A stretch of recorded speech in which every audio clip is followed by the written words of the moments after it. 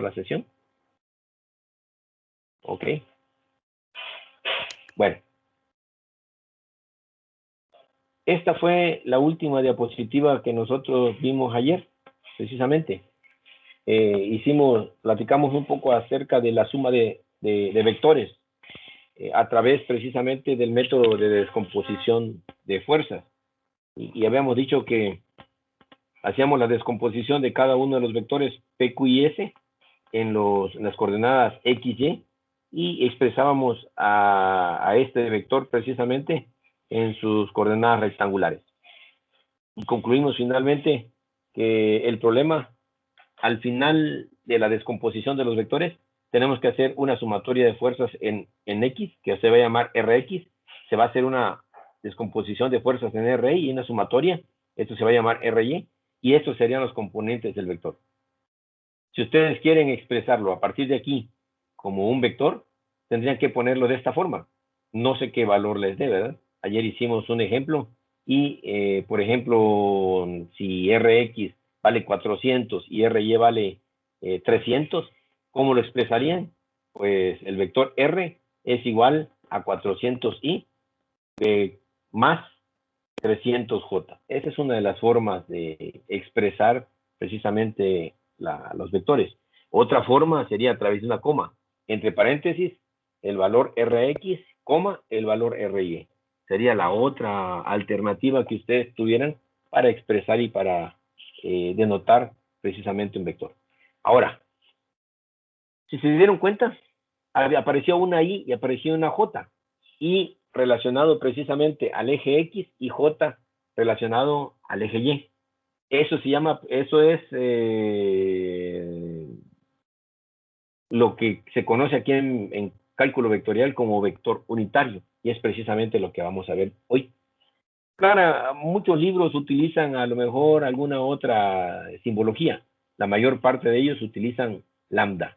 Esto significa para nosotros entonces en cálculo vectorial vector unitario. Y dice, se introducirán dos vectores de magnitud unitaria dirigido a lo largo de los ejes positivos X y Y. A estos vectores se les llama vectores unitarios y se representan por las letras I, J, respectivamente. En la figura, ustedes ven el plano cartesiano, los ejes X y Y tenemos en azul los famosos vectores unitarios. Esto sería el vector I y el vector J. Claro, que estos no son arbitrarios, son vectores obviamente calculados a partir del vector original. Si ustedes hicieran la sumatoria, es decir, por el método del paralelogramo, ponen una línea punteada que pase por el extremo de J, pero que sea paralelo a X. Entonces tendrían una línea punteada en esta forma. Y también ponen una línea punteada que pase precisamente por el extremo de este vector I, pero que sea paralelo a Y. Y si se dan cuenta, esta línea horizontal punteada y esta línea vertical punteada van a intersectarse en algún punto. Si ustedes trazan un vector que vaya desde el origen, de ese punto verde, hasta la intersección de ambas líneas, van a determinar precisamente el vector unitario. Y ese vector unitario, cuando ustedes calculen la magnitud, esto va a ser igual con 1. Por eso, de ahí el nombre de vector unitario. Y ese vector, además, va a estar justamente colineal al vector que están considerando. Quiere decir que es una muestra del vector original, que no va a ser la componente en X, ni va a ser la componente en Y, simplemente va a ser un vector que va a representar la dirección y el sentido del vector. La magnitud va a ser igual con 1. En muchos libros dicen, bueno, no necesitan comerse todo el pastel para saber que está bueno. Aquí en este caso nosotros tenemos una pequeña muestra de lo que es el vector, guardando realmente en esencia lo que es su dirección y lo que es el sentido. La magnitud, repito, es igual a 1. Entonces, las componentes rectangulares de Fx y Fy de una fuerza cualquiera, digamos F, pueden obtenerse con la multiplicación de sus respectivos vectores unitarios y J por escalas apropiadas. Vean, aquí en la gráfica ustedes observan un vector rojo que se llama F. Si ustedes, a través del método del paralelogramo, determinan precisamente las componentes, y esto quiero que quede bien claro, van a tener una componente en el eje X y en el eje Y. El método ya lo explicamos, se traza una línea punteada paralela a Y, pero que pase por el extremo de F, y entonces esa sería la línea punteada. De tal manera que en la intersección de esa línea punteada con el eje X encuentran ustedes este vector grande que está en celeste. Ese vector es el vector Fx, que se conoce como la componente de F en el eje X. De la misma manera, yo voy a descomponer este vector F en su componente vertical, utilizando exactamente el mismo criterio. Trazo una línea punteada que pase por el extremo de F, pero que sea perpendicular a Y. Como consecuencia de ello, en el punto de intersección, yo puedo trazar este otro vector celeste, que es el vector FY, que se denomina precisamente FYJ, ¿vale? Entonces tenemos la componente de F en X y tenemos la componente de la F en Y. Si ustedes trasladan precisamente este vector celestote que está aquí hacia arriba, lo trasladan hacia este punto, van a encontrar el triángulo rectángulo. Y a través del triángulo rectángulo ustedes pueden encontrar θ X y la magnitud de F. La magnitud de F, si no me la dan, o si la quiero comprobar, la puedo determinar a través del teorema de Pitágoras, porque este triángulo que se forma precisamente es un triángulo rectángulo, Fx, Fy y F, ¿sale? El triángulo sería θx en el sentido positivo de las manecillas del reloj, y con eso yo puedo determinar, ya sea de manera rectangular o de manera polar, puedo determinar justamente el vector F. Dado a lo que vimos ayer, ¿cómo se podría determinar ese vector F a través de sus componentes rectangulares? Pues muy fácil. Fxy más Fyj. Desde el punto de vista vectorial, yo tengo así representado mi vector F. Pero vean que los vectores unitarios están sobre el eje X y sobre el eje Y, pero no tiene nada que ver con la componente. De hecho, es un vector mucho más pequeño que este celeste que está aquí. Están representados con un azul un poco más firme. Sin embargo, si yo tengo la componente de I y tengo la componente de J, yo puedo utilizar ahora el criterio inverso. Trazo una línea punteada paralela a X que pase por J y una línea paralela a Y que pase por I. Entonces, si se dan cuenta, va a pasar una línea de este lado y va a pasar una línea de este lado. Y como consecuencia de ello, va a haber una intersección entre las dos.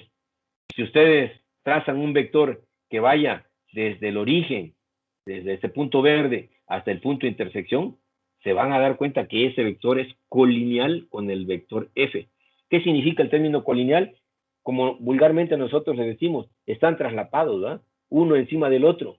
Y dense cuenta que eso es un gran apoyo, sobre todo cuando nosotros utilicemos criterios del cálculo vectorial para encontrar precisamente el vector F. Y entonces, si es colineal, tiene una pequeña particularidad, que es unitario, que su magnitud es igual con 1. Entonces, ya estamos hablando de una gran cantidad de vectores que todos ellos parten o dan la pauta a que nosotros podamos encontrar estos dos vectores grandes en celeste y esos dos vectores pequeños en azul más intenso o en celeste más intenso. Entonces, para que quede bien claro, antes de que nosotros veamos o lo representemos desde el punto de vista matemático, es necesario que queden bien cimentados los conocimientos y podemos decir entonces, ¿qué significa este vector F en rojo? Digamos que es el vector original. ¿Cuál sería este vector celeste que está horizontal justamente aquí? Sería la componente de F en X. ¿Cuál sería este vector celeste que está aquí? Sería la componente de F sobre el eje vertical. ¿Y qué significa I y J significan los vectores unitarios. Y esos vectores unitarios, repito, no son arbitrarios, no van a poner ustedes un vector con la magnitud que ustedes quieran, no. Esos vectores se alinean completamente para que cuando yo trace el vector, porque estos serían el vector unitario, la componente de Y en X, del vector unitario. Y esto sería la componente de Y del vector unitario, que sería este vector J. Pero si ustedes trazan el vector, propiamente el vector unitario, se van a dar cuenta que ese vector va a ser colineal precisamente a F. Por acá estaría representado el vector unitario como tal y es perfectamente colineal con este vector original que tenemos aquí. ¿De acuerdo? No sé si haya alguna duda con respecto a esto. No, profesor. No, doctor. No, profe. Gracias. Perfecto. Entonces, matemáticamente, nosotros decimos, la componente de fx es igual a fx magnitud. Aquí a estas alturas ya ustedes aprendieron a distinguir lo que es un vector y lo que es la magnitud de ese vector, ¿verdad? Entonces, este vector es un componente vectorial y por eso en el libro generalmente lo simbolizan con un color en negrita más fuerte, mientras que el otro es exactamente igual, pero está en cursiva y sin remarcación. Entonces, cuando vean ustedes así, al menos para el libro de estática y de dinámica que nosotros vamos a utilizar, del autor Byron Johnston, se van a dar cuenta que esto así lo simboliza un vector y así se simboliza precisamente una magnitud. Entonces, el vector fx que nos está diciendo aquí es el que está precisamente en la parte baja y eso sería la componente vertical. Esos dos vectores se van a relacionar mediante esta forma de expresar un vector. De tal manera que este vector f, que nosotros lo representamos en rojo en nuestro diagrama, es igual, esto sería la componente de x. Y el segundo término sería la componente en y, sería fxy más fyj. Ayer hicimos un problemita del tirante que tenía sobre un perno de 800 newtons. Y ahí dijimos, la forma original, como se puede representar matemáticamente un vector, una de ellas es a través de sus componentes x y y, tal como se muestra justamente aquí. La otra manera de representar un vector es igual y abren paréntesis. Y van a poner en la primera parte el paréntesis en la componente en X y en la segunda parte en la componente Y unidos mediante una coma. ¿Vale?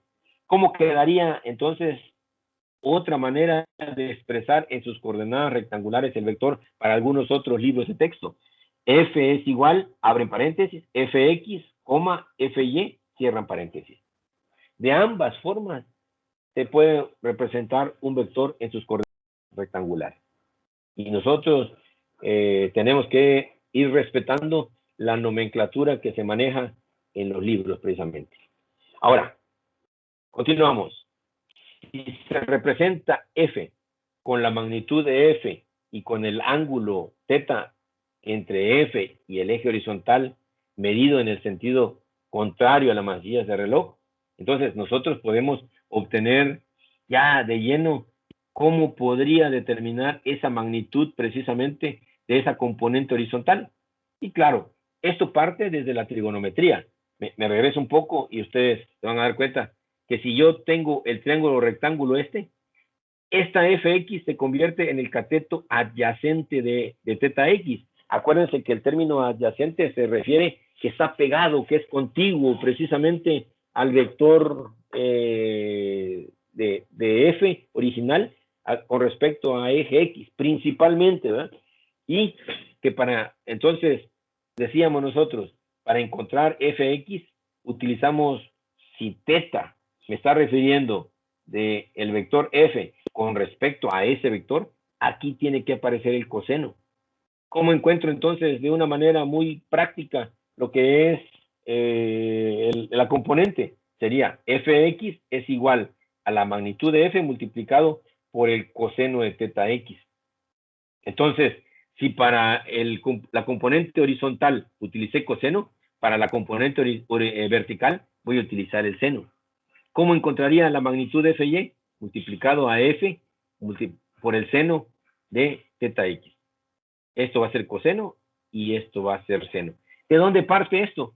Es como que si ustedes construyen el triángulo y entonces aquí justamente en el triángulo ustedes determinan cuál es la determinación del coseno de teta x, dado que este lado del triángulo es fx y este lado del triángulo es fy, y esta línea en rojo sería f. Bueno, el seno, acuérdense que es el cateto adyacente, perdón, el cateto opuesto entre la hipotenusa. Y si ustedes construyen f de x es igual, perdón, f de y, porque el cateto opuesto, y es igual a f entre el seno de teta x. Teta x, como está dividiendo, lo pasan al otro lado y quedaría multiplicando. ¿Cómo quedaría entonces? F de y es igual a f que multiplica al seno de teta x. ¿De acuerdo? Y luego utilizo la palabra coseno, o sea, el comando coseno.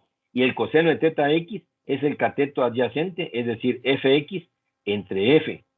Como f está como denominador, lo paso al otro lado y determino que fx va a ser a f multiplicado por el coseno de teta x. Y así es como yo determino, mediante el seno y mediante el coseno, determino precisamente esta parte, de que fx es igual a f coseno de teta x y fy es igual a f el seno de x. Vean dónde aparece el coseno. Aparece con fx. Si ustedes echan un ojo a la figura, se van a dar cuenta que es el ángulo, si el ángulo me está posicionando precisamente a f con fx, entonces aquí en fx tiene que aparecer el coseno. Y ese razonamiento va a ser muy práctico en el momento en que nosotros realicemos ejercicios. Y decimos todavía, bueno, si en fx apareció el coseno, entonces en fy va a aparecer el seno. Eso es lo que nosotros vamos a considerar. Imagínense, para hacer una práctica, no tiene que ver con lo que estamos analizando ahorita, pero si eso quedó claro, imagínense ahora, olvídense teta x y consideremos teta y. ¿De acuerdo? Recuerden que este vector se llama fy, ¿vale? Y entonces decimos, si teta y me está relacionando a f con respecto al eje y, entonces aquí va a aparecer el coseno. Ayúdenme a construir entonces ese vector. ¿Cómo puedo calcular su magnitud? Y digo, la magnitud, o sea, fy es igual. Entonces digo, a f que multiplica al coseno de teta y. ¿Vale? Y entonces, si aquí aparece el coseno, el otro va a aparecer el seno. Sería fx es igual a f, pero ahora del ángulo teta y. En ambos casos, si ustedes escribieron la ecuación, se van a dar cuenta que nos da exactamente la misma magnitud. En ambos métodos, ya sea utilizando teta x o utilizando teta y. No sé si esto esté claro. Eso creo que ya lo habíamos visto, ¿eh? Y ya habíamos llegado a la conclusión precisamente de que esto es la forma para determinar las magnitudes del vector fx y fy. Posteriormente, vamos a sustituir este vector fx y fy que obtuve de esta manera en la representación vectorial rectangular precisamente del vector. ¿Cómo quedaría? Pues que f es igual a f y vamos a qué es igual fx.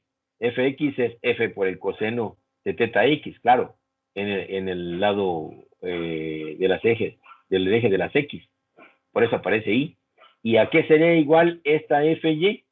Dado a la descomposición precisamente con funciones trigonométricas, sería f por el seno de x. Como f y f son iguales, factorizo en la ecuación y finalmente voy a tener el vector f es igual a la magnitud de f por el coseno de teta x. Y más la magnitud del vector f que multiplica al seno de teta x en j. ¿Vale? Noten que aquí tenemos nosotros el coseno y aquí nosotros tenemos el seno del mismo ángulo. Pero recuerden que si son ángulos complementarios, el seno de teta x va a ser igual al coseno de teta y. Acuérdense que la sumatoria de teta x más teta y, para que sean complementarios, tienen que ser de 90 grados. Y eso también ya lo habíamos visto. Imagínense que teta x, que teta x sea 20 grados. Entonces teta y sería su complemento. ¿Cuánto sería? 70 grados. Si ustedes tienen una calculadora y dicen el seno de 20 es exactamente igual al coseno de 70. Háganlo y numéricamente, no importa si estén en grados o radianes, tiene que dar exactamente la misma cantidad a ambos lados de la igualdad. ¿Vale? Repito. Sí, busquen otro. Exactamente. Ahora, ¿qué pasaría si este ángulo fuera 5, por ejemplo? 5 grados. Profe, perdón. ¿Sí? ¿Los escucho? No, profe, perdón.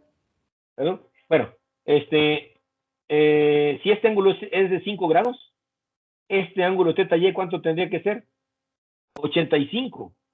¿Vale? Entonces, el seno de 5 es exactamente igual al coseno de su complemento, que sería coseno de 85. Si ustedes hacen la operación, se van a dar cuenta que esta igualdad se cumple. No importa el ángulo y no importa que esté en el primero, segundo, tercero o cuarto cuadrante. Los resultados siempre van a ser los mismos en cuanto a su condición numérica y en cuanto a su signo. Porque claro, acuérdense ustedes que estamos hablando de que el seno, coseno y tangente, y como consecuencia, cotangente, secante y cosecante, todos son positivos en el primer cuadrante. Eso es maravilloso, ¿eh? Y en el segundo cuadrante, ya algunos no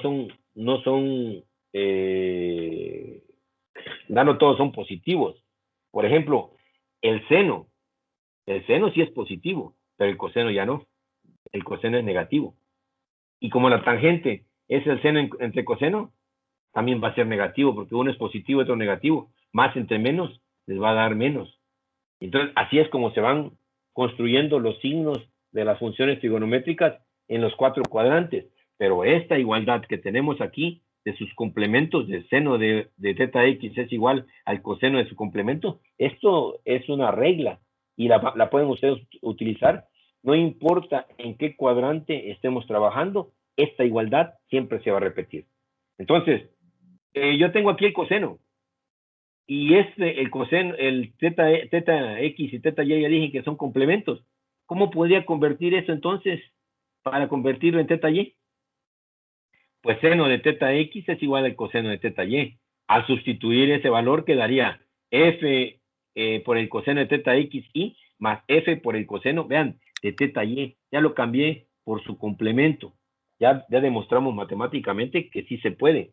Y como f es común, es el mismo número, entonces lo puedo factorizar. ¿Y cómo quedaría la ecuación? Quedaría f que multiplica a la sumatoria del coseno de teta x y más el coseno de teta y j. Y todo esto que está entre corchetes se llama precisamente vector unitario. Y entonces, a partir de aquí, yo puedo encontrar también el vector f a través del producto de la magnitud de f por el valor de esto que se llama vector unitario, que es precisamente lo que nosotros especificamos en un principio. Esto sería f y esto va a ser precisamente el vector unitario. Para eso nos sirve el vector unitario. Este método se utiliza mucho cuando nosotros trabajamos en el espacio. Vean, créanme, es un poco complicado. Nosotros vamos a tener que trabajar en el espacio porque nuestro programa nos lo dice. Y entonces, que digan ustedes, bueno, este ángulo es de 90 grados, y en el espacio es muy difícil de verlo. Tendrían que mover todo el sistema para que ustedes pudieran ponerse en una posición privilegiada para que vean exactamente los ángulos. Ya en el espacio, no es fácil visualizarlos. Y claro, trae como consecuencia de que un sistema tridimensional lo quieran representar precisamente en el plano. Es como cuando ustedes ven una figura y tratan ustedes de dibujarla en un cuaderno. Es bastante difícil que ustedes puedan plasmar eso. A pesar de que ustedes son expertos en el dominio de difuminados y de sombras y todo para el dibujo, no va a salir exactamente igual. Entonces, estamos de acuerdo, nos cuesta mucho trabajo representar un problema en el espacio, representarlo en el plano. Cuando hablo plano, hablo de 2 dimensiones, X, Y, es decir, en una hoja de papel. Nosotros actualmente, con los programas de MATLAB y todo, podemos expresarnos un poco mejor y el alumno nos comprende bastante lo que estamos diciendo porque podemos rotar las figuras y podemos darle un ojo a esa curva, digamos, en un sistema que me permita precisamente moverlo a modo, de tal manera que en donde sí tiene esto la gran importancia y donde es mucho más utilizado es precisamente en el ámbito espacial, en el espacio. De tal manera que nosotros, al hablar de espacio, hablo de coordenadas X, Y, Z, no vayan a pensar que estamos allá en las nubes, no. Al hablar de coordenadas espaciales, estoy hablando de que es un sistema tridimensional X, Y y Z. Y entonces ahí, esto, imagínense que tenemos la necesidad de trabajar con vectores, pero en el espacio, en 3 dimensiones. Bueno, ¿cómo representaría un vector en 3 dimensiones? Ya lo tengo aquí, lo puedo extrapolar. Sería F, que multiplica al coseno de teta X y más F, que multiplica al coseno de teta Y J, más F multiplicado por el coseno ¿de quién? ¿De teta quién? Por lo general, Es Z. Z y afuera iría K. Exactamente. ¿Saben? Ya con eso ustedes representaron el vector ya en 3 dimensiones. Aquí, ¿cómo quedaría? ¿Cómo quedaría? F, corchete, entre paréntesis, coseno de teta X, Y, más el coseno de teta Y, J, más el coseno ¿de quién? De teta X, K. De teta Z. Ah. Entonces, y todo lo que ustedes tienen dentro de los corchetes, es decir, estos 2 términos más el término que agregaron, es precisamente el vector unitario en un sistema en 3 dimensiones. ¿De acuerdo? Todos estos conceptos que estamos viendo, por supuesto, más adelante los vamos a rescatar para que podamos hacer problemas en 3 dimensiones. Imagínense un poste de luz que esté soportado por 2 cuerdas. En el espacio, en el plano sería muy fácil. Ya en el espacio sería un poco más difícil de verlo y se van a dar cuenta. Cuando esto ocurra, nosotros vamos a rescatar este criterio de vector unitario para que lo podamos aplicar en 3 dimensiones y con eso podamos resolver precisamente los problemas que tengamos. Se trata de encontrar la resultante, pero ahora ya en el espacio, de 3 tensiones que se están aplicando a un pobre postecito de luz, no hay problema. Ya no lo voy a hacer del método trigonométrico porque es echarme la soga al cuello. Voy a utilizar criterios de vectores unitarios y se van a dar cuenta cómo es demasiado sencillo. Muchas veces lo que creen ustedes más complejo se vuelve mucho más sencillo si en un momento dado yo puedo, por supuesto, rescatar algunos conocimientos básicos y aplicarlos precisamente en la necesidad que yo tengo para resolver ese problema. Con eso, bueno, si ustedes tienen alguna pregunta con respecto a esta diapositiva. No, profe. ¿No? Perfecto. Entonces vamos a la siguiente diapositiva. Y dice, equilibrio de partículas y primera ley de Newton. En el Beer-Johnston colocan escriben una definición, ¿verdad? Cada libro está en su derecho de poner una definición para que en un momento dado se pueda comprender la parte, la resolución de problemas.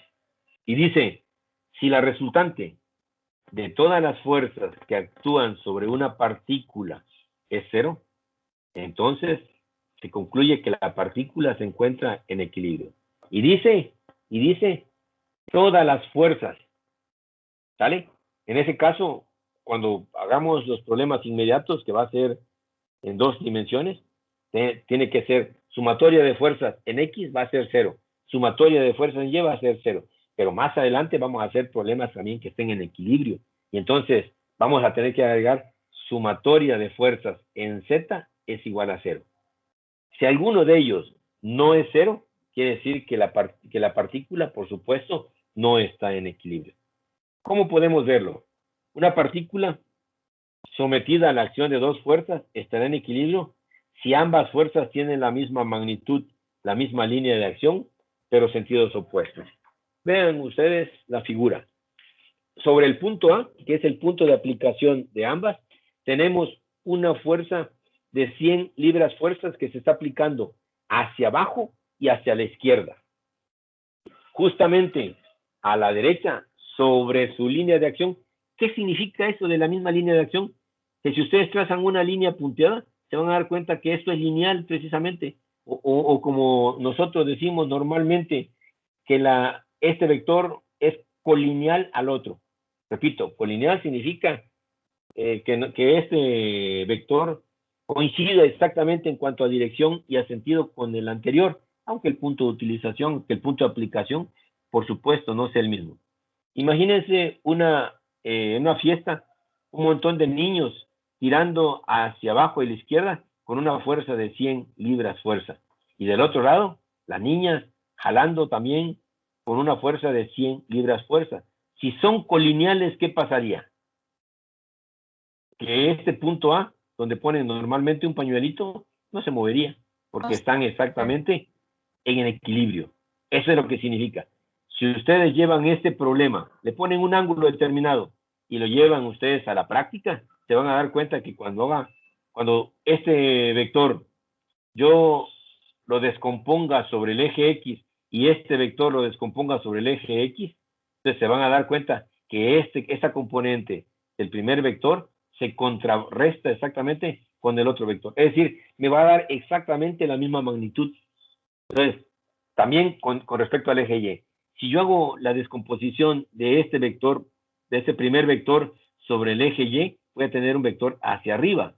Y si hago la descomposición de este vector sobre el mismo eje Y, esto va a ser hacia abajo. Pero curiosamente, la magnitud de esto va a ser exactamente igual a la magnitud del otro.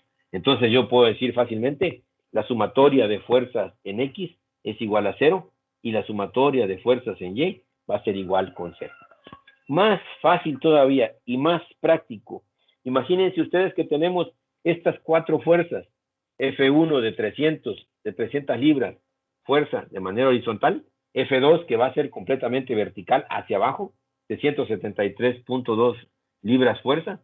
Tenemos un tercer vector, F3, de 200 libras fuerzas, que tiene un ángulo de 30 grados con respecto a la vertical.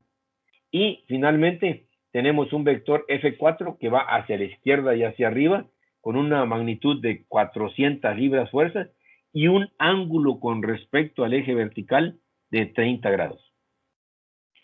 Lo que se me ocurre en este momento es trabajar con un método gráfico. De esta manera, ¿qué me dice la regla? Primero, utilizo un punto de partida, ¿sale? Un punto de aplicación y trazo la primera fuerza, ¿sale? Digamos F1. Sabemos positivamente que yo puedo sumar en el orden que quiera y la resultante siempre va a ser la misma. Entonces, voy a empezar para respetar la nomenclatura con F1 y trazo el vector F1. Para eso voy a tener que escribirlo en un papel, en una hoja milimétrica, trazarlo con una regla adecuada y tener un transportador que sea fiable. También tendré para trazarlo que definir precisamente la escala. ¿A qué me refiero con la escala? Bueno, si alguien dice cada centímetro me van a representar 100 libras fuerza. Entonces, yo trazaría un vector de 3 centímetros y tendría mi conversión para que yo pueda hacer en lo sucesivo cuánto me representaría a mí longitud. ¿De acuerdo? Entonces digo, un centímetro a 100 libras fuerza. Entonces, trazo mi primer vector. Después voy a trazar F2. Recuerden que es un vector que es vertical hacia abajo. Entonces va de aquí hacia abajo. Si yo tengo 173.2 libras, me tengo que ir a mi equivalencia para ver en mi escala cuántos centímetros tendría que agregar o tendría que medir este vector F2 y lo trazo. Al final de cuentas, ya tengo F1 y F2, siempre haciendo coincidir el origen del segundo con el extremo del primero. Ahora, voy a trazar el tercer vector. Entonces, voy a irme al extremo de F2, así como está ya dibujado precisamente en mi diagrama, y voy a trazar exactamente este vector. Tengo que utilizar la regla, mi escala. ¿Cómo dijimos que era la escala? 1 centímetro equivale a 300 libras fuerza. Si ustedes aplican una regla de 3, esta fuerza 3 vale 200 libras. Si se dan cuenta, 1 centímetro equivale a 300 libras, abajo, como 200 equivale a la medida que necesito. Esto van a ser 2 centímetros. Entonces, voy a trazar ese vector considerando los 30 grados con respecto a la vertical con una magnitud de 2 centímetros, según mi escala. ¿De acuerdo? Y finalmente, voy a trazar de la misma manera F4, haciendo coincidir el origen de F4 con el extremo de F3. ¿Y saben qué va a resultar? Esto precisamente. Precisamente si ustedes hacen un polígono de fuerzas, como el que les presento del lado derecho, se van a dar cuenta que cuando yo trace el último vector, F4, sorpresa, ¿verdad? El extremo coincide exactamente del origen de donde partió toda esta fiesta. Entonces, si el polígono se cierra así, tal cual como se los estoy mostrando, entonces se dice que las fuerzas, las 4 fuerzas que estoy utilizando, por supuesto, están en equilibrio. F1 más F2 más F3 más F4, desde el punto de vista vectorial, no escalar, desde el punto de vista vectorial, es igual a 0. ¿Vale? Repito, F1 más F2 más F3 más F4 es igual a 0. Repito, desde el punto de vista vectorial, no escalar. Si ustedes suman estos, les va a dar un número bastante grande, ¿verdad? 300 más 173, ¿verdad? No. Eso no es válido. Lo que yo les comento es que sí se pueden sumar, pero desde el punto de vista vectorial. Y cuando yo realice la sumatoria de las fuerzas en X y va a ser igual a 0 y las fuerzas en Y van a ser iguales a 0. En ese momento nosotros tenemos, desde el punto de vista vectorial, que estas 4 fuerzas que tenemos aquí están en equilibrio. Olvídense del polígono y tengo precisamente los 4 vectores bien definidos en un plano cartesiano, como les muestro en la figura. ¿Cómo le harían? No trabajando con el método gráfico. Utilicemos un método numérico. Un método. Con los ángulos, con ¿Perdón? coseno y seno. Con coseno y seno, me parece. Perfecto. En este caso, ustedes me están diciendo que van a utilizar el método del paralelogramo. Entonces, ¿qué tendría que hacer? Sumar primero F1 con F2. La resultante, sumarlo con F3. La resultante, sumarlo con F4. Y al final del día van a obtener que la sumatoria de fuerzas, bueno, que el vector resultante va a ser igual a 0. Perfecto. Complicado el método, pero tengo una alternativa. No sé si les ha tocado muchas veces eso. Bueno, pero sí me está yendo mal, porque tenemos un pequeño problema con mi novia.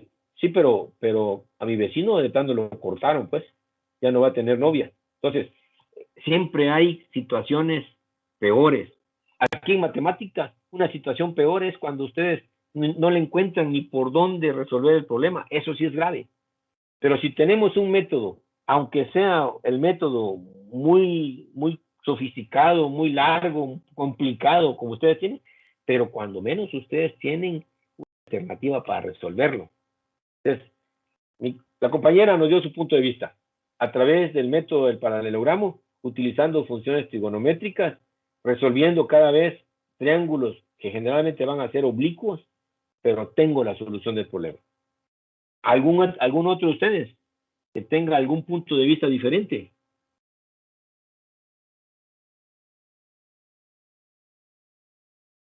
¿No? Acuérdense que vimos ayer el método de descomposición de vectores.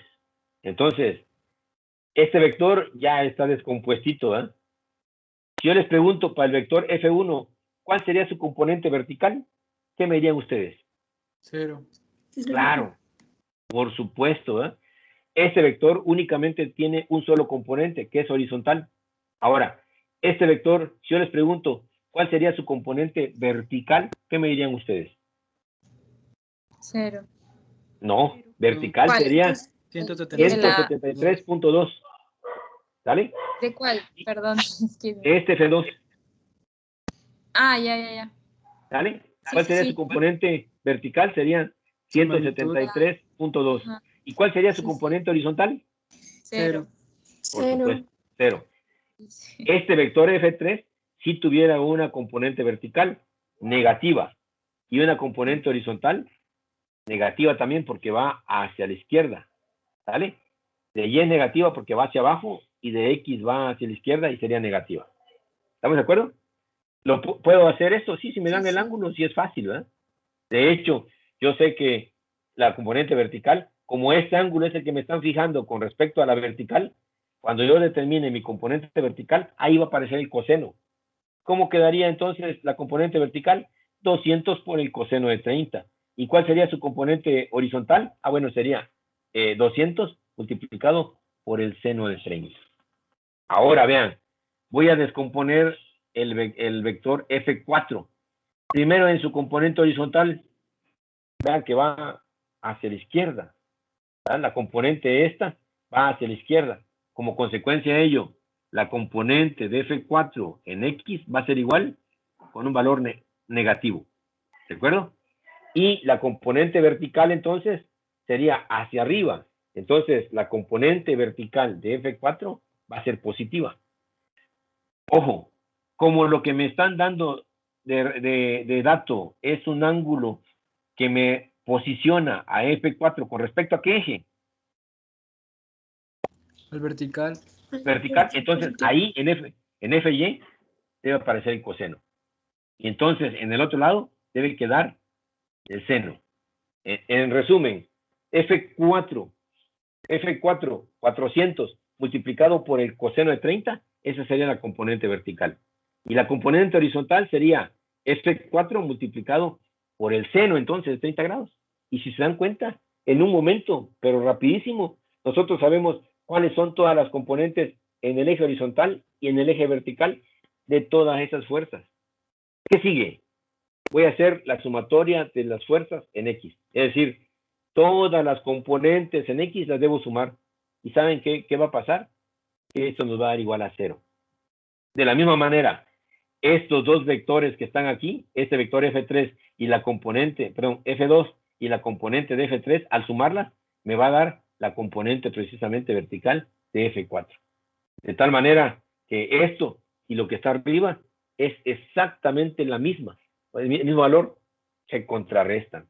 Yo digo que la sumatoria de fuerzas en Y va a ser igual a 0. Y como consecuencia de ello, estamos en el punto en que la sumatoria de fuerzas en X es igual a 0.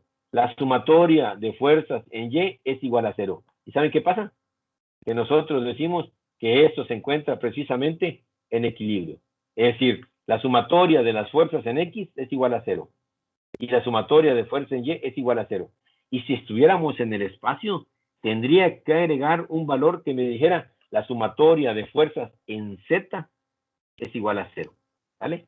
De manera individual, podemos decir así: sumatoria de fuerzas en X es igual a 0 y sumatoria de fuerzas es igual, de Y es igual a 0. Pero repito, si tuviéramos la necesidad de analizar el equilibrio de vectores en el espacio, tendría obligatoriamente que agregar una sumatoria de fuerzas en Z es igual a 0. Las tres tendrían que estar a 0 para que nosotros digamos que tenemos un equilibrio perfecto. Más adelante, cuando ya veamos reacciones y otras cosas que se manejan dentro de la estática, se van a dar cuenta que también tenemos que sumatoria de momentos sea igual a 0, pero eso por lo pronto no la consideremos. Hagamos únicamente sumatoria de fuerzas en X y sumatoria de fuerzas en y si esas son iguales a 0 en un plano, digamos que están en equilibrio. Si están en el espacio, necesitan comprobar el otro valor de sumatoria de fuerzas en Z es igual a 0. Si es así, decimos el sistema se encuentra perfectamente en equilibrio. ¿Alguna pregunta con respecto a esto?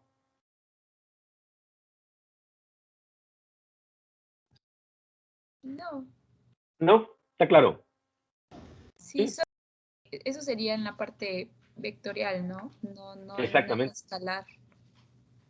Por supuesto, tiene que ser en su forma vectorial. Por supuesto. ¿Sí? Gracias, gracias. Digamos entonces. Bueno, acuérdense que también aquí nos piden que nosotros analicemos la primera ley de Newton. Y dice la historia que a finales del siglo XVIII, Sir Isaac Newton formula 3 leyes fundamentales en las que se basa la ciencia de la mecánica. La primera de estas leyes puede enunciarse como sigue.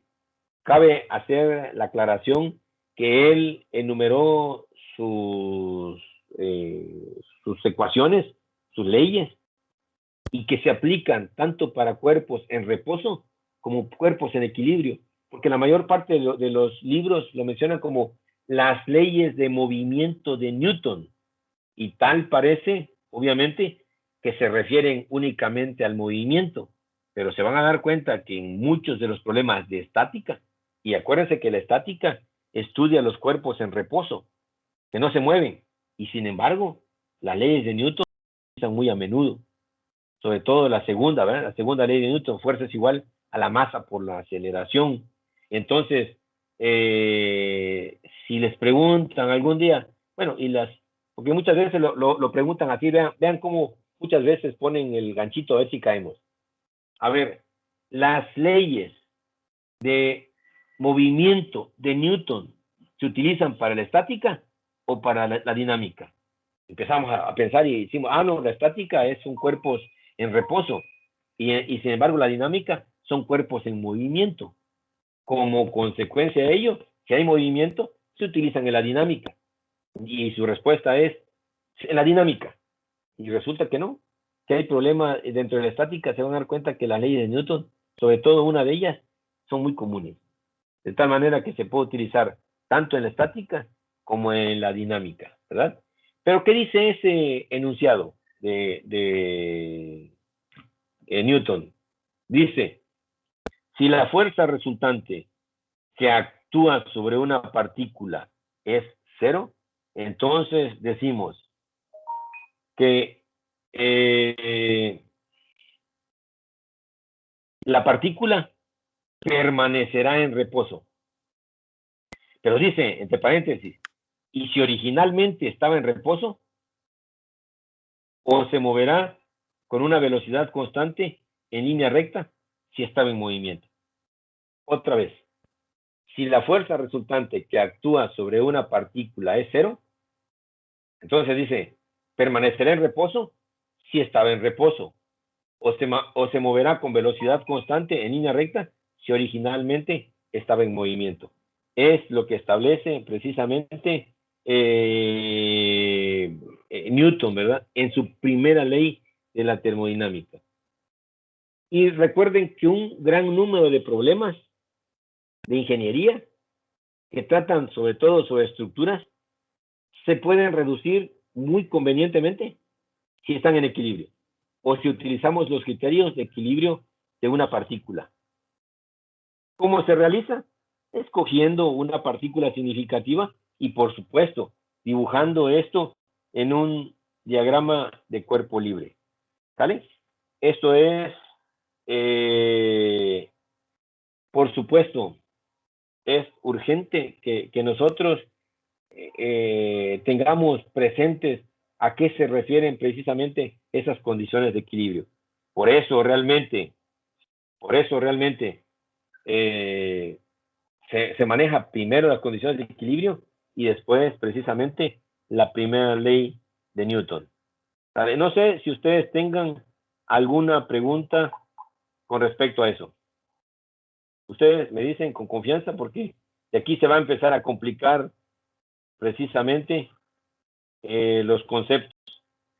Y necesito que esto vaya bien cimentado para que, por supuesto, nosotros tengamos una excelente apreciación de lo que es los problemas en estática. Profe, por ejemplo, ahí en el enunciado, ¿no? Donde dice que se mueve a velocidad constante, como, o sea, no entiendo cómo si no se está aplicando, bueno, porque yo entiendo que no se aplica en sí una fuerza, ¿no? Pero entonces, ¿por qué está en movimiento si no se está aplicando fuerza? O no sé si lo estoy interpretando mal. Sí, ven. Imagínense alguien que va corriendo, ¿vale? Va corriendo, pasa frente a ustedes y lo empujan con una fuerza igual a cero. O sea, por decirlo de alguna manera, ¿va? Pero realmente no lo están empujando porque no están aplicándole fuerza. ¿Qué va a pasar con la velocidad que lleva el chavo? No pasa nada. No lo están sacando de su equilibrio. Él trae una velocidad constante y no le están realmente aplicando una fuerza para que lo saquen del equilibrio. Ahora, también cuando está en reposo, está un chavo parado y ustedes, y vean las cosas a veces medias ridículas que decimos, ¿no? Y lo empujamos con una fuerza igual a cero. Hasta cualquier persona que esté atento a lo que le están diciendo, decir, bueno, ¿lo estás empujando o no lo estás empujando? Cuando empujas a alguien es porque le estás aplicando una determinada fuerza, que por supuesto no es cero, ¿eh? Pero aquí Newton así lo especificó. Sí. Si la fuerza resultante que actúa sobre una partícula es cero, o sea, le están aplicando una fuerza, pero de magnitud cero. En realidad no le están aplicando nada. ¿Qué pasa si está en reposo? Sigue en reposo. ¿Y qué pasa si está en movimiento? Ni se altera, ¿verdad? Su movimiento sigue exactamente igual. Si viene a 3 metros sobre segundos, él va a seguir corriendo 3 metros sobre segundos. Bueno, ¿y qué pasará si él hubiera hecho una empujadita con una fuerza que no sea cero?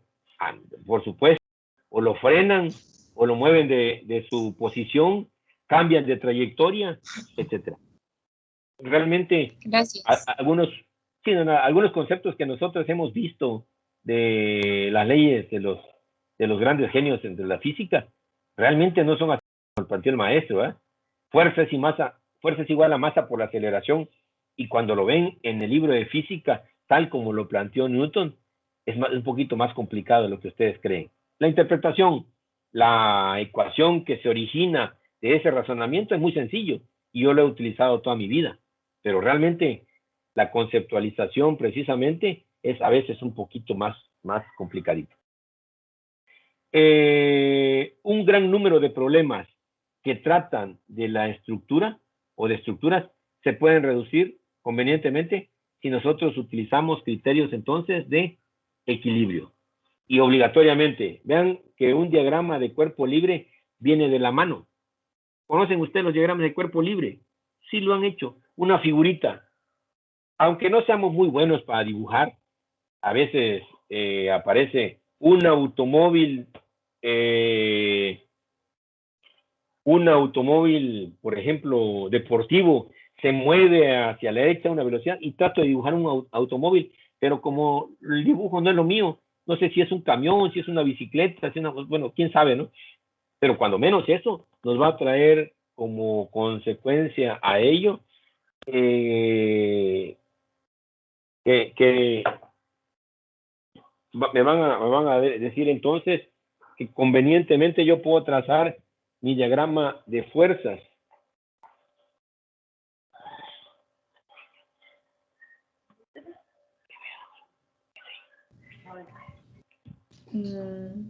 ¿Sale?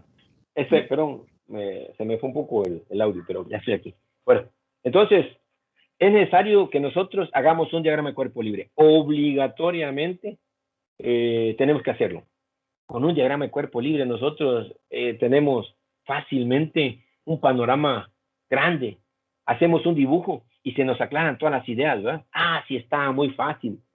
Hoy hicimos con mi grupo de mecánica clásica un problemita. Parecía un poco complicado. Hicimos un diagrama. Lo hicimos grandote. Aparecieron los vectores por acá y vectores por allá, de referencia aquí, y de repente se dieron cuenta que no estaba tan complicado como parecía. Ya haciendo una recapitulación de ese problema, dijeron, oiga, que está muy sencillo. A mí realmente, yo traté de hacer ese problema ayer y le puse líneas y no me imaginé cómo estaba y me fui complicando. Se me fue haciendo un razonamiento cada vez mucho más complejo y me quedé atascado. ¿Y sabe qué hice? No, mejor me dedico a hacer otra cosa. Y hoy justamente hicimos ese problema. Entonces, es necesario, claro que yo ya realicé ese problema, es plan con maña, ¿verdad? Yo ya realicé ese problema, pero la primera vez que yo lo hice, hubo una necesidad de dibujar un diagrama de cuerpo libre, porque si no, tratar de manipular todos esos vectores en el cerebro, a pesar de que tenemos un buen cerebro, se nos hace un poco complicado precisamente darle solución al problema. En un papel yo lo trazo y le pongo por acá y hacia la izquierda, a la derecha, le pongo el ángulo, así es mucho más fácil así, ¿vale? Ese problema lo vamos a repetir con ustedes, pero cuando hayamos terminado precisamente toda la teoría. No sé si tengan ustedes alguna pregunta con respecto al postulado precisamente de Newton en su primera ley primera ley del movimiento de Newton. Y vean justamente de qué fecha data precisamente el postulado que hizo Newton, ¿verdad? Hay una pugna entre la gente, entre los estudiantes de física o los investigadores, de saber quién fue el más grande, ¿verdad? Si Newton o Albert Einstein. Y claro, cada quien tiene su punto de vista y se les respeta. Yo admiro particularmente a Isaac Newton, porque en primer lugar fue un tiempo donde el conocimiento era todavía bastante limitado, a pesar de la época. También porque Isaac Newton nunca definió entrar a un área. A mí me gusta la física y todo lo que sea la física, como la hacemos ahora nosotros, ¿no? Hacemos un estudio, como consecuencia de ella, entramos a un área de conocimiento y nos encajonamos. Isaac Newton trabajó dentro de la estática, dentro de la dinámica con sus ecuaciones, ¿verdad? No solamente la primera, segunda ley de Newton, sino también la ley de la gravitación universal y otras fórmulas de ecuaciones que él puso al conocimiento en cuanto a lo que es la estática y la dinámica. Pero mucho tiempo después, atrás, resolviendo un problema de térmica en la torre, aparece una formulación de Newton para calcular la transferencia de calor por convección, es decir, entre un sólido y un líquido. Y todavía se fue más allá con algunos conocimientos sobre la refracción de la luz y no sé cuántas cosas. No, fue un genio enorme dentro de la física, ¿verdad? Y sobre todo que en las matemáticas, él puso las bases precisamente del cálculo infinitesimal, lo que ahora conocemos como cálculo diferencial e integral, es de los padres, ¿verdad? Hay dos personas que también hay una pugna ahí, hay una controversia, si fue Isaac Newton el padre o fue Leibniz, o como lo manejan en algunos textos. Bueno, la verdad es que Isaac Newton fue un científico muy fuera de su de género, ¿verdad? Siempre estuvo desde niño aportando una gran cantidad de conocimientos en pos de la ciencia. Ahora, si nosotros analizamos este problemita que está aquí, bajo el contexto de la ley de Newton, o de la primera ley de Newton, nos dice que consideremos el embalaje de madera de 75 kilogramos mostrado en la figura. Es decir, esta cajota que se ve aquí arriba del camión es una caja que tiene una masa de 75 kilogramos y está ya sea retirado del camión o colocado dentro del camión, por supuesto, a través de dos cuerdas. Una persona jala a través de este mecanismo, se llama poleas, mecanismo de poleas, y son una maravilla, ¿verdad? A pesar de que son métodos muy simples, nos ayudan a facilitar la carga. Si alguien quisiera cargarlo así, esta caja a lo mejor necesito un ejército para moverlo, ¿verdad? Una gran cantidad de estibadores que me permitan mover esta caja. Pero claro, a través de un sistema apropiado de poleas, yo puedo hacerlo solo. A lo mejor con un vecino, yo puedo hacerlo fácilmente. ¿Por qué? Porque la fuerza que yo tengo que aplicar aquí en la cuerda no es la misma que si yo jalara la caja en hombros y lo bajara del camión. Bueno, van a decir ustedes que 75 kilos tampoco es la gran cosa, ¿verdad? Si hubieran puesto 750 kilogramos para demostrar que esto es más fácil utilizar aquí en México, es más fácil que yo diga a mis vecinos que me echen la mano y bajo esa cajita entre dos personas. Dos personas lo pueden cargar muy fácilmente. Ahora, ese es el problema, ¿verdad? Y esta es la situación gráfica con la que se encuentran. Obviamente, primero tenemos que calcular el peso de esa caja. Los 75 kilogramos, recuerden lo que habíamos comentado en un principio, por supuesto que no es el peso, eso es la masa. Acuérdense que la masa es la cantidad de materia de un cuerpo o sistema, mientras que la fuerza el peso es la fuerza de atracción que el centro de la Tierra manifiesta con respecto a todo lo que se encuentra sobre la superficie. Y entonces, acuérdense que el peso es igual al producto de la masa por la aceleración de la gravedad. Si me están diciendo que esa cajita tiene una masa de 75 kilogramos y yo sé que la aceleración de la gravedad en el sistema internacional son 9.81 metros sobre segundos cuadrados, y si hago el producto de esto me va a dar 736 newtons. Ahora sí, peso y fuerza está expresada en newtons. Es una cantidad vectorial, mientras que masa es una cantidad escalar, son 75 kilogramos. Y al respecto ya habíamos nosotros comentado que en nuestro español muchas veces la regamos. ¿Cuánto pesas? No, pues yo peso 75 kilogramos. No es cierto, me estás diciendo tu masa, no tu peso, ¿eh? Bueno, si nosotros hacemos un diagrama de cuerpo libre en el punto A, aquí es necesario que yo determine cuál es el punto en el cual me conviene hacer ese diagrama de cuerpo libre, porque cualquiera va a decir, no, yo lo hago en C o yo lo hago en B, lo cual no me daría precisamente todos los datos para utilizarlo en la resolución del problema. Si yo utilizo el punto A para hacer mi diagrama de cuerpo libre, tendría que tomar en cuenta, en primer lugar, esta tensión de esta cuerda, del punto A hacia arriba. También esta cuerda está jalando a este punto, del punto A precisamente hacia arriba. Y no se olviden que el peso, que el peso que acabo de calcular de 736 newtons, está jalando este punto hacia abajo.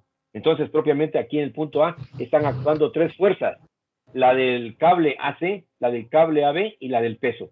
Las puedo representar mediante vectores a través de un sistema cartesiano.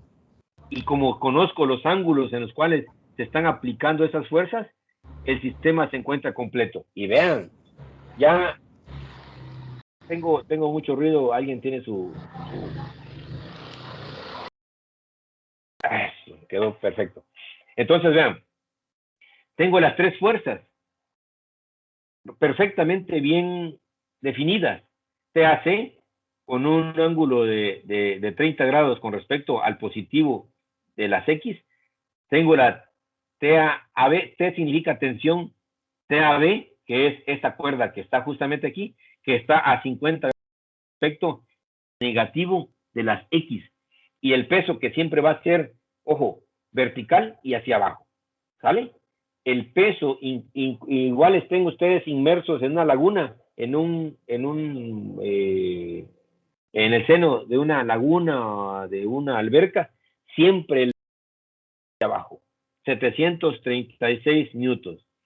De aquí yo puedo decir lo siguiente, trazo convenientemente, esto que les muestro es el polígono, y entonces, si me están diciendo que estas fuerzas se encuentran precisamente en equilibrios, entonces, se encuentran en equilibrio, se van a dar cuenta de que esta trazo convenientemente, primero digamos TAC, ¿vale? Del punto A, trazo TAC. Después, traslado del vector TAB que pase por el extremo de A, es decir, eso es lo que yo conozco como una suma vectorial, TAC más TAB, respetando los ángulos que se tienen aquí. Posteriormente, trazo el peso, que son 736 newtons. Y acabo de decir hace un momento que si yo tengo, que si este sistema, perdón, se encuentra en equilibrio, el extremo del último vector va a coincidir exactamente con el origen del primer vector. Y como consecuencia de ello, decimos que esto está en equilibrio. TAC, TAB y 736 newtons coinciden exactamente. ¿Y qué tengo que hacer? ¿Sabe qué tengo que hacer?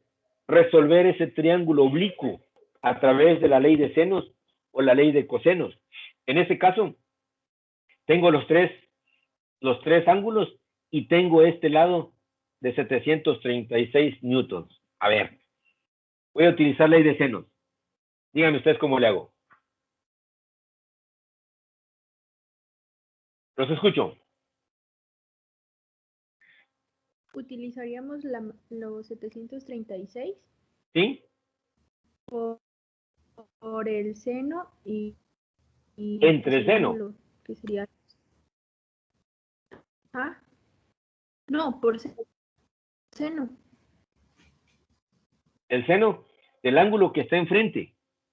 O sea, serían 736 entre el seno de 80.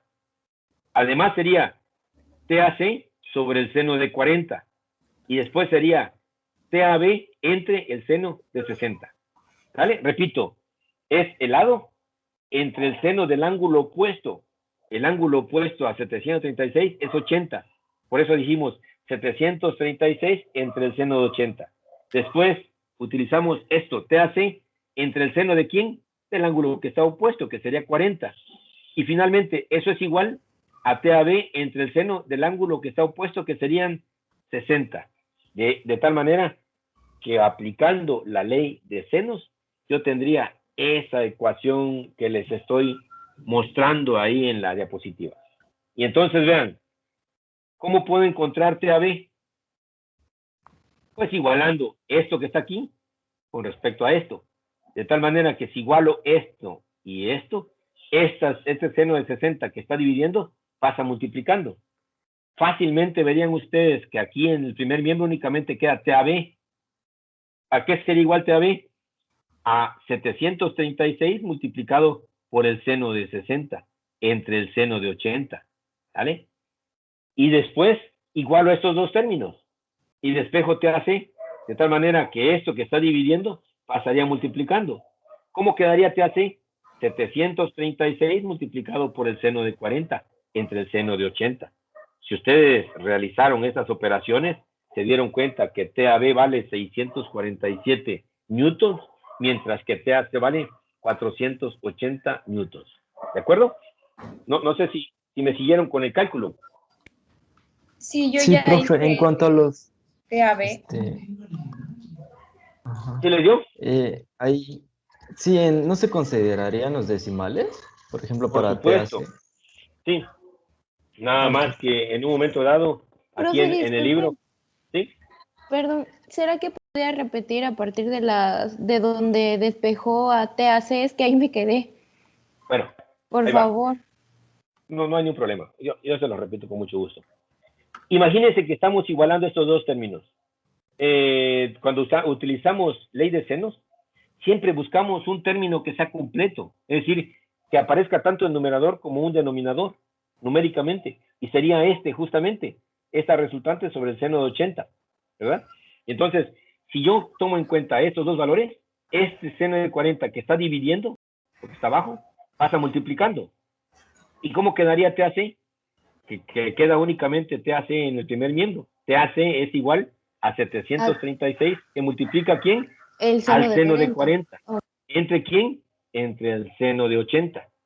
Ese resultado les debe dar el valor de TAC, que es 480. Es posible que no dé justamente exacto, ¿verdad? Es posible que tengamos 479 puntos y 90 y tantos por los errores que tenemos nosotros, pero no es error. El libro nos está dando este valor de 480. En realidad, a lo mejor no es el valor exacto. Ahora, si yo igualo esto, observen, si yo hago la igualación de este término con este otro, entonces para encontrar TAB, esto que está dividiendo pasa multiplicando. De tal manera que, ¿cómo calculo TAB? 736 multiplicado por el seno de 60 entre el seno de 80. Y eso les debe dar 647 newton. ¿Sale? No sé si les dé exactos o está muy próximo los valores. Es tan próximo. Sí, no dan exactamente. Denme un valor, por ejemplo, de cualquiera de ellos. Por ejemplo, de TAC. 470.38. 400, Ajá, exacto. 79, No, 470.38. 460.38, ¿verdad? Está 80. trabajando. ¿Perdón? No, profe, es 480.38 me da a mí. Ah, perfecto. Sí. Sí, así es. ¿Y el otro cuánto les da? 647.2275. Perfecto. Estamos entonces con una pequeña diferencia en cuanto a decimales, ¿verdad? Perfecto. Ya saben ustedes cuál es el criterio, ¿verdad? Nosotros lo utilizamos todos los días.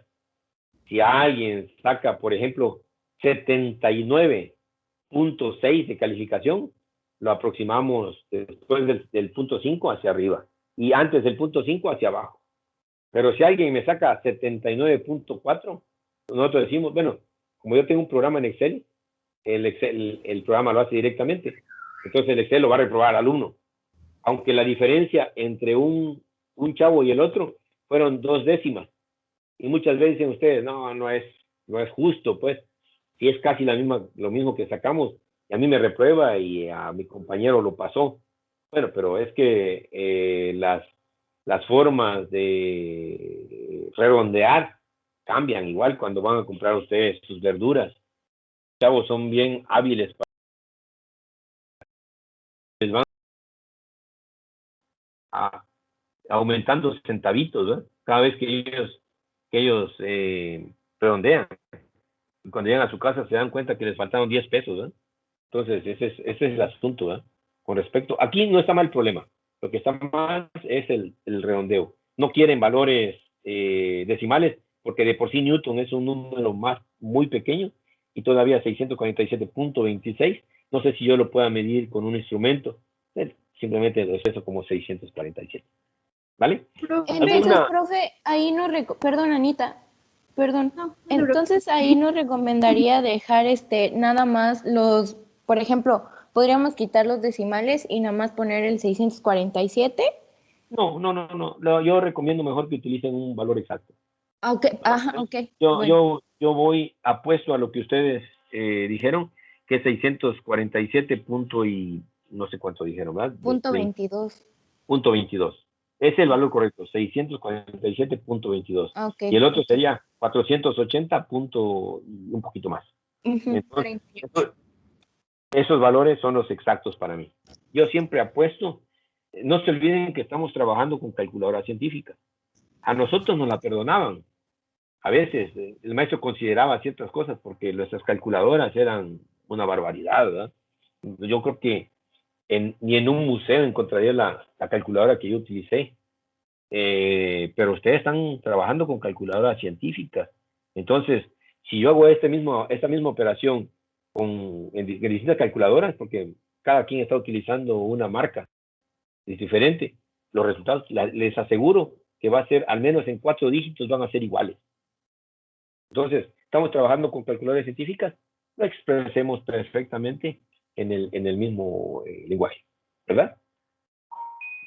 ¿Alguna preguntita? Yo sí, profe, es que, disculpe, la verdad, pero me confunde un poco al momento de cuando usted coloca lo de seno y todo eso al unir. Entonces, no sé si lo podría volver a explicar, por favor. ¿De la ley de senos? ¿Aquí está? ¿De esta ecuación? Sí, o sea, sí. Ok. No O hay sea, al problema. momento de unir los vectores. O sea, ¿cómo hice el despeje? No, sería prácticamente como seno y al coseno. momento de unir los vectores y... Ajá. Aquí justamente, en esta parte. Sí, O de una manera ahí. general, ¿sí? Bueno, Sí, profe, me tengo duda. vean, primero voy a trazar un vector, este que está aquí, el de 30, ¿vale? Perdón, ese de TAC con un ángulo de 30 grados. Y lo trazo aquí. Este ángulo es de 30 grados, ¿de acuerdo? Si la otra línea es vertical, quiere decir que este ángulo 30 debe ser 90 grados. Entonces, ¿cuánto vale este ángulo que está aquí? Sería un ángulo de 60, porque 60 y 30 son 90. Estos dos ángulos son ángulos complementarios, ¿de acuerdo? Por eso este ángulo que aparece aquí es 60, por principio de cuenta. Ahora, este ángulo es 50. Quiere decir que si yo trazo una línea horizontal aquí, se van a dar cuenta que este ángulo es el que me relaciona TAB con respecto al horizontal. Entonces, si trazo una línea aquí horizontal, este ángulo que está aquí más este ángulo van a ser 90 grados. Entonces, si este ángulo vale 50, el otro tendría que ser 40 grados para que sea 90. Yo ya tengo dos ángulos internos, ¿vale?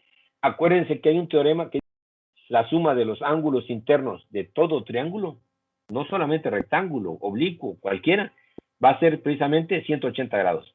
Si la suma de este 40 más este 60 son 100, entonces no le quedaría más remedio a este otro ángulo de ser 80, para que la sumatoria de 40 más 60 más 80 sean 180 grados.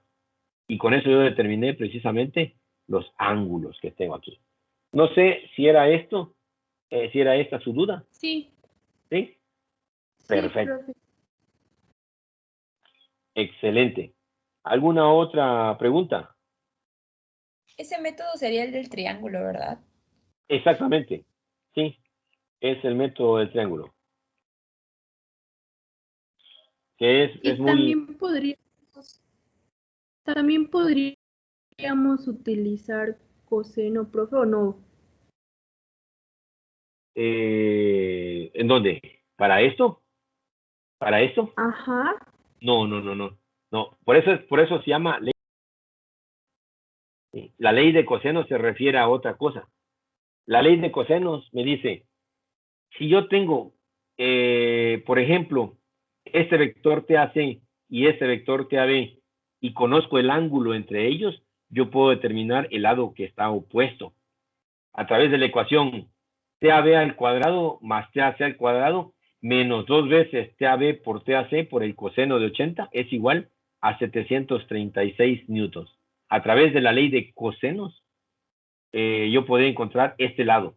Pero aquí cuando ustedes vean esto se llama ley de senos. Y siempre abajo va a aparecer seno de esto, seno de esto. No le pongan otra función trigonométrica porque no va a funcionar. ¿Mm? Siempre tiene que ser seno. Bueno, gracias. ¿Alguna otra preguntita?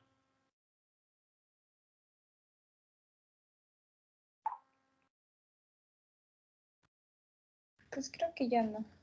No, son todas las yo sí les tengo una pregunta.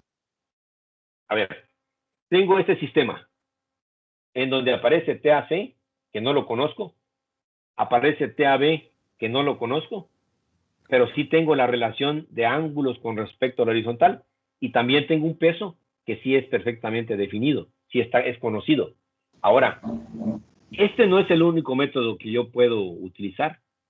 También podría yo utilizar la descomposición de estos vectores con respecto al eje horizontal y vertical. Como consecuencia de ello, tendría un método diferente para encontrar TAB y TAC. La pregunta es, ¿cómo le haría precisamente para resolver esto? Porque hasta ahorita las magnitudes de los vectores los conocemos, pero aquí nosotros no tenemos realmente esos valores numéricos, y como consecuencia de ello se me podría un poco complicar. La pregunta es, ¿cómo le hago? ¿Cómo lo visualizan ustedes? Bueno, no sé si sea así, pero podría ser como lo que vimos anteriormente de los componentes Fx y Fy. Claro, por supuesto. Pero si se dan cuenta, cada vez que yo, la primera vez voy a hacer la descomposición de esta fuerza en X, la composición de esta tensión en X, y esto no tiene componente en X, ¿vale? Entonces me quedaría una ecuación en función de TAB y TAC. También con respecto a Y, yo tendría una componente de TAB en Y, tendría una componente de TAC en Y, tengo que utilizar este 736 que es vertical. Y entonces tendría otra ecuación en función a TAB y en función a TAC. Ya tengo en este caso, tengo dos ecuaciones con dos incógnitas. Tendría que resolverlo como yo vea, para al final de cuentas, cuando ustedes la resuelvan, van a obtener TAB y TAC.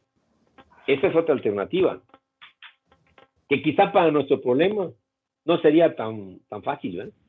O tan inmediato como el que yo hice. Con trigonometría fue muy fácil. A lo mejor se me complica un poco mediante la sumatoria de fuerzas en X y sumatoria de fuerzas en Y, pero no se olviden que es una buena alternativa. ¿Y qué pasaría si en vez de 3 vectores yo tuviera 4 vectores o 5 vectores? El método trigonométrico ya no me daría justamente la facilidad con la que visualicé este problema. Entonces, a lo mejor la sumatoria de fuerza en X y sumatoria de fuerza en Y igual a 0, a través de determinar sus componentes, esa sería la gran alternativa. De todos modos, en los sistemas en 2 dimensiones, yo puedo poner dos cuerdas, porque puedo tener una sumatoria de fuerza en X y una sumatoria de fuerza en Y, 2 ecuaciones. 2 ecuaciones pueden resolver cuando mucho 2 incógnitas. Y si estamos en el espacio, podrían tratarse de 3 ecuaciones, porque pueden resolver 3 incógnitas. Sumatoria de fuerza en X igual a 0, sumatoria de fuerza en Y igual a 0 y sumatoria de Z igual a 0. Y entonces podría resolver las 3 ecuaciones como simultáneas y obtener las 3 tensiones que se necesitan. Pero si ustedes dicen, tengo 4 cuerdas y tengo únicamente, están en el espacio, entonces tienen un problema, porque tengo 4 incógnitas y tengo 3 ecuaciones. El sistema no se puede resolver, es matemáticamente indeterminado. Entonces, en el plano se van a encontrar con 2 cuerditas. Cuando hagamos problemas en el espacio, se van a encontrar con 3 cuerditas. Y si son determinados, porque también tenemos una sumatoria de fuerzas en Z igual a 0. Pero fuera de ahí, otra particularidad, tengo 3 incógnitas y tengo únicamente 2 ecuaciones, no lo voy a poder resolver. Ningún programa de cómputo, por muy bueno, le va a dar la solución al problema, porque esto es completamente indeterminado. Se le llama problemas matemáticamente indeterminados, ¿verdad? Si no hay ninguna duda, podemos continuar entonces con la siguiente diapositiva. ¿Qué pasa en el plano? Las fuerzas en el plano son un poquito más complicadas porque gráficamente se me complica verlas, visualizarlas. Imagínense que yo tengo, imagínense una esquinita. Ustedes tienen una esquinita ahí, en la parte baja donde se junta el piso con la pared, pero una esquinita. Imagínense que una de las líneas de las aristas es el eje X. Imagínense que la arista que va entre las dos paredes va hacia arriba, es Y. Imagínense que la que viene hacia ustedes es precisamente Z. Entonces tenemos 3 coordenadas, X, Y, Z. Pero si se dan cuenta ustedes, las 3 coordenadas tienen un ángulo de 90 grados entre ellas. Es decir, si ustedes dicen el eje X con respecto al eje Y, va a tener 90 grados. Forman un ángulo de 90 grados. ¿Vale? Es un ángulo recto. Esta pared con esta arista que tengo aquí también forman un ángulo de 90 grados. Y si se dan cuenta, ya no lo visualizamos, ¿verdad? Ya, si no nos colocamos en el lugar apropiado, por supuesto que va a ser muy difícil que les diga, este ángulo es 90 grados. No, eso se ve más de 90. Pero es por la perspectiva con la que estamos trabajando. Y este eje Z con este eje X también forman un ángulo de 90 grados. Si convenientemente colocamos un cajón en los cuales coincida precisamente las aristas, una de ellas, bueno, 3 de ellas, como consecuencia de ello, voy a trazar un vector F, que vaya desde el origen hasta esta arista que está aquí del cubo. Entonces, aquí estoy formando un plano, vean, esta línea roja con esta línea que tengo aquí y este eje horizontal, estoy determinando un plano. Y este ángulo θx es el ángulo que me está fijando o que me está ubicando este fx con respecto al plano x. Por eso tiene el subíndice x. ¿Vale? Ojo, ojo. Este ángulo se le llama ángulo director porque posiciona directamente este vector f con respecto al ángulo x. Si se dan cuenta ustedes, aquí nosotros tenemos que también tenemos un ángulo y que me está posicionando al vector f con respecto al eje y. ¿Vale? Y nosotros tenemos entonces que esos dos vectores, por supuesto, perdón, este ángulo me está posicionando a y.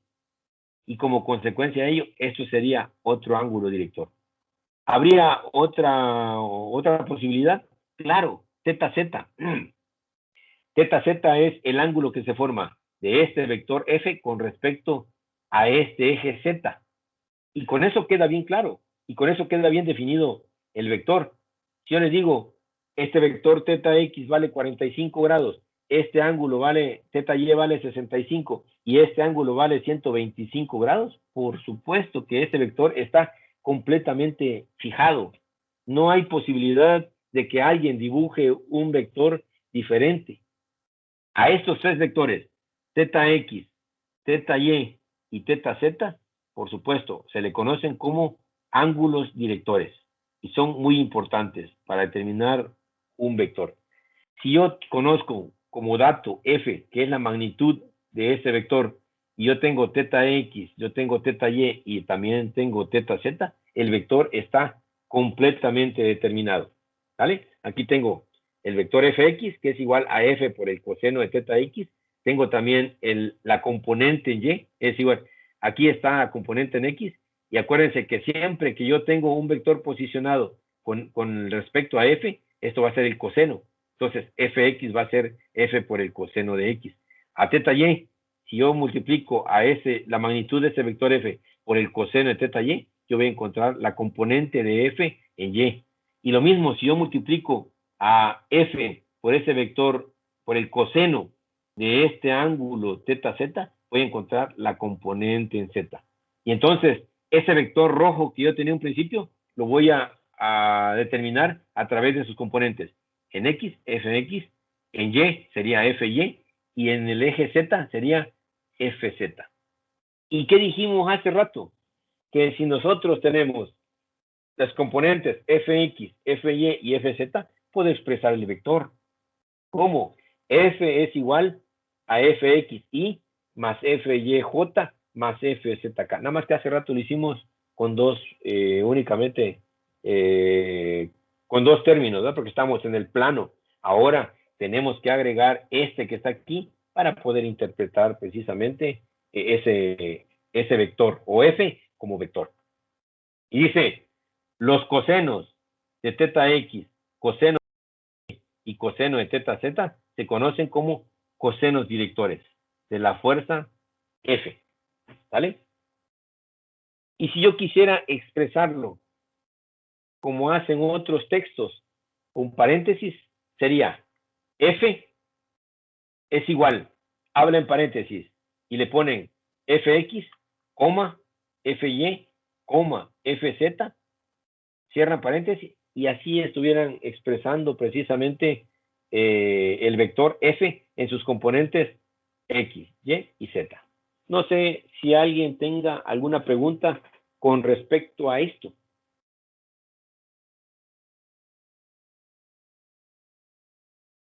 No, profe. No, está sencillo, ¿verdad? Hasta aquí está sencillo. Y si esto queda bien cimentado, les aseguro que vamos a hacer problemas en 3 dimensiones sin ningún lío. ¿De acuerdo? Le dejamos aquí justamente, en esta diapositiva, justamente cuando empezamos a ver fuerzas en el espacio. Permítanme ustedes, por favor, que yo haga unas capturas de pantalla para mi Sí, claro. reporte. Vamos con la primera. Vamos con la segunda.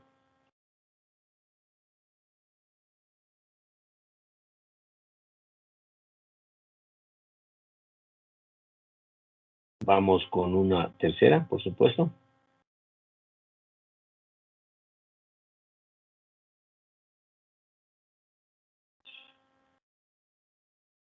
Listo. Y una cuarta.